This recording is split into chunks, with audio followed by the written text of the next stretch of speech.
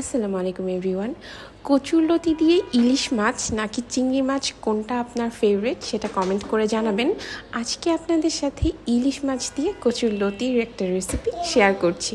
প্রথমে আমি একটা প্যান নিয়ে তাতে জিরা ফোড়ন, পেঁয়াজ কুচি, রসুন কুচি দিয়ে কিছুক্ষণ ব্রাউন করে ভেজে নিয়েছি। এরপর এর মধ্যে আদা বাটা, রসুন বাটা, হলুদ গুঁড়া, শুকনো মরিচের গুঁড়া, সামান্য ধনিয়া গুঁড়া, স্বাদমতো লবণ দিয়ে মশলাটা কষিয়ে নিয়েছি। আর আমি সামান্য পানি অ্যাড করেছিলাম মশলাটা কষানোর সময়।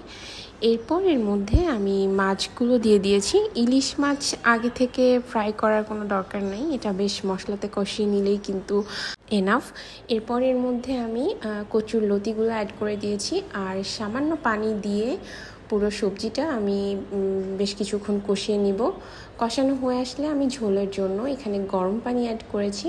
আর যেহেতু এই তরকারিটা বেশ মাখা মাখা হয়, তো আপনারা পানির পরিমাণ খুব বেশি ইউজ করবেন না।